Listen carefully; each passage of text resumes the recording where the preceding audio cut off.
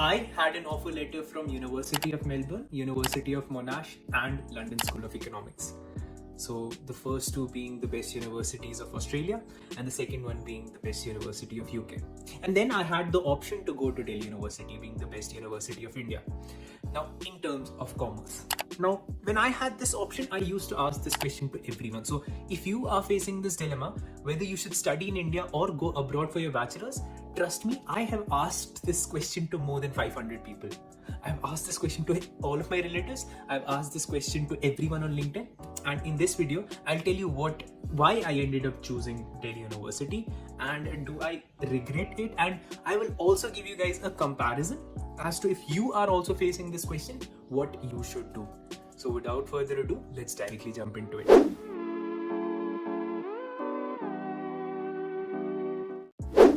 Okay, so I'll start this video by first of all giving you guys my educational background.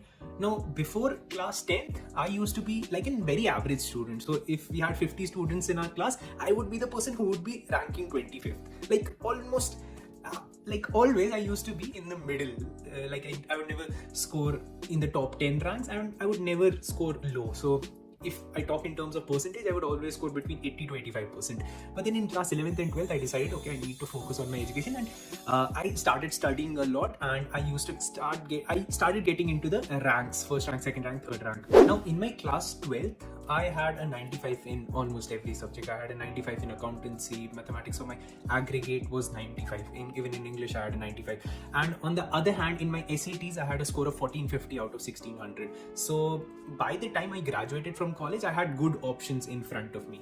But the only thing that was my problem with SATs, because obviously 1450 is a very good score on SATs. So I thought of going to US universities, but Trump had just won the elections, and the day before my results came, Trump had announced the Muslim ban. So he had announced a ban on some Muslim countries, and my parents were very skeptical of me going to US. Not that they would have stopped me, but they were very skeptical. So I did not even end up applying to US universities. Even though Harvard was my dream college, I did not end up applying to Harvard. So I had an option to go to London School of Economics, because those are the three colleges I applied to. One LSE, Monash and University of Melbourne. And on the other side, I knew that I would get into Delhi University.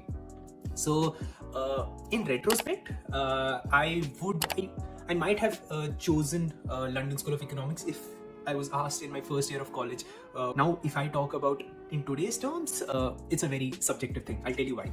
So at that time, I ruled out Monash completely, because Monash was rank 2 university. Why would I go to rank 2 when I had University of Melbourne? So University of Melbourne and London School of Economics versus Delhi University was my dilemma.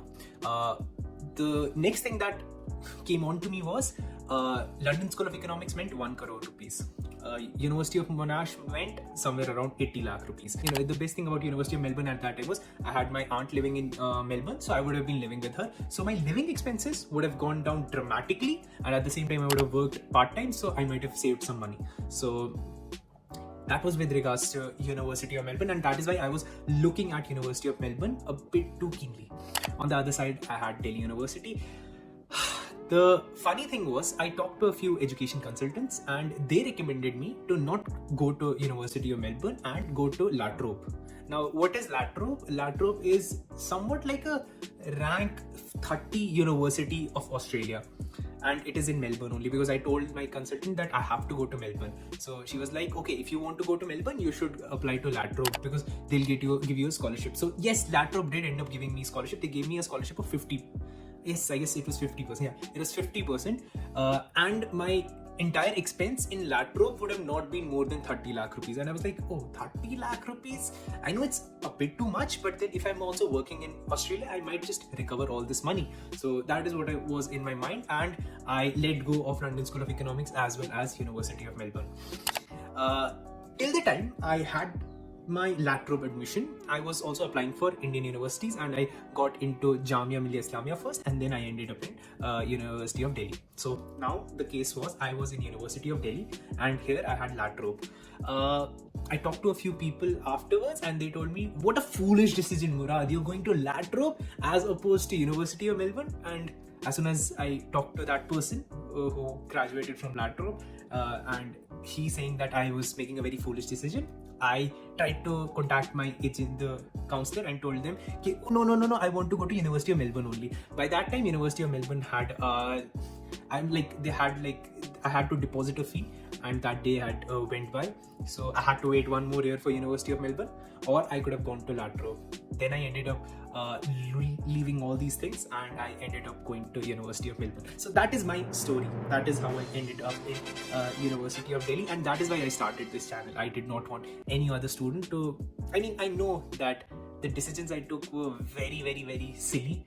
Like, no one would do that. No one would leave Latrobe. No one would leave University of Melbourne for Latrobe, but I don't know. It just happened so that I did it. Now, I was in University of Melbourne. Okay, I had to cut that video there because that was way too much about me. Now, if you guys are confused that you can either go to an Indian university or an international university, and more or less you're facing the same kind of dilemma, you do not have a lot of money, you do not want to pressurize your parents into giving you too much money or being a financial burden on them. So what should you guys do?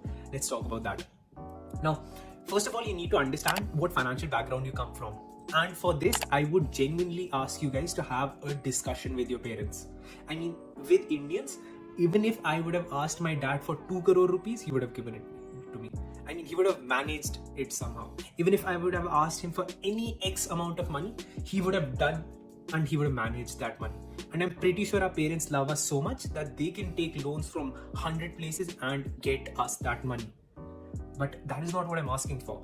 You have to ask your parents what is the money that they can give you very comfortably. That does not put a financial burden on them, because you do not want to put a financial burden on your parents. And at the same time, you also should know what is the loan that you can take. And if you do not think about this in this manner, like if you do want to put your parents through such a financial burden, I would recommend you to stop watching this video, because this video is definitely not for you. But if you're like me, who does not want to put their parents through such a financial stress, so I would recommend to keep watching. Now, I ended up in University of Delhi. My friends ended up in London School of Economics. When I look at what I did and when I look at what they did, it's not that I did something very amazing, but I was very sure from the first day of my college that I have to do something very interesting and something very important and something that competes with my friends who was studying in London School of Economics. So on my first day of college itself, I started with NSE certifications. I became National Stock Exchange of India Certified Derivatives Pro. I became National Stock Exchange of India Certified Market Professional.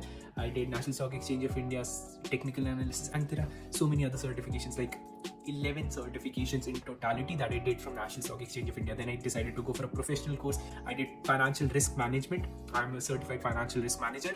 I also started with CFA, and now I am completing my Chartered Financial Analysis.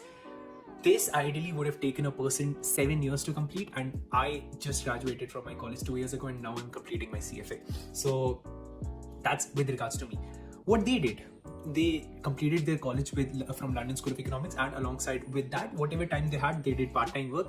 They did an internship for 4 months, and they did part-time work at a restaurant. So now they are working in consultancies, and their salaries is somewhere around 80,000. On an average, two of them are making 80,000 euros, so which is 80,000 pounds, so which is somewhere around 60-70 lakh rupees. And what they're saving is somewhere around 5 to 10 lakh rupees, which is amazing considering that they have just graduated and they're saving 5 lakh to 10 lakh rupees.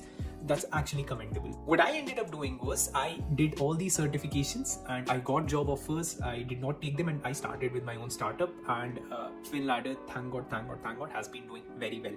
Now, in retrospect, if I had this option, if I had known that I could start FinLadder, or I had known that I could be in a consultancy firm, I would any day choose FinLadder. For the amount of money that I'm making, for the amount of money that I took from my parents, for the time I get to spend with my family, I would any day choose FinLadder. Now, what is the point of making this video? I just wasted a lot of your time, so I'll just directly come to the topic. My point is, if you are studying in an Indian college also, that's completely fine until you're amongst the best.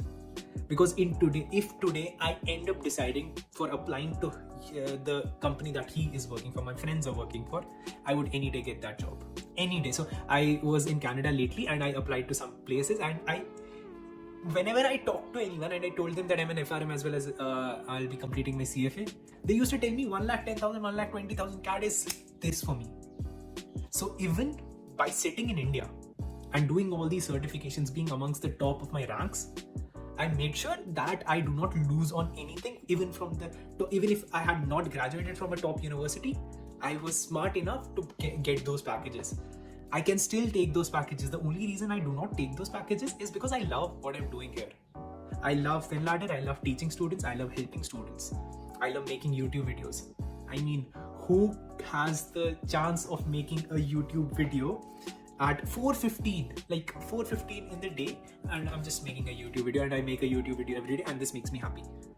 So in retrospect, if anyone asks me and I had been given choices, I would choose this option 100% of the time. Now I know this video should have been a bit more on the comparison side, and I'm sorry for that. It is just my story, why I ended up staying in India, how I ended up staying in India, and how it actually helped me, because I had no financial burden. My entire tuition fees was, I guess, 6,000 rupees, and I never took it from my parents.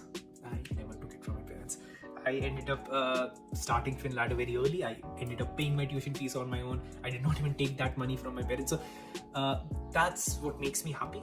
And for now, it's a good experience. Also, I have an option open for my masters. I can go for international education for my masters.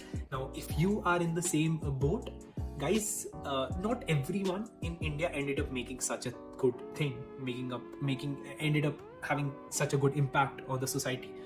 Some of my friends are not very happy with the degrees that they did. That's also true. So if you have an option, I would recommend to do a good comparison, and I'm planning to make a comparison video. So if that video is out, I would highly recommend you to watch that video. In fact, I'll do one thing. I'll shoot that video today only, so that I'm out with that video after 2 or 3 days of this video being posted. So you can watch that video. That will give you a clarity whether you should do it from abroad or India. But just know that even if you do it from India, it's completely fine. You can ace it. You can be better than a person who graduates from London School of Economics. Trust me. That is, I can give you my word on it. Even if you graduate from any college of India, you can do better than a person who graduates from London School of Economics. This was a very long video. I'm sorry for that. And if I'm out with the comparison video, that would be here. And if you did not like this video, or if you liked this video, please do let me know in the comment section. That would actually help me a lot.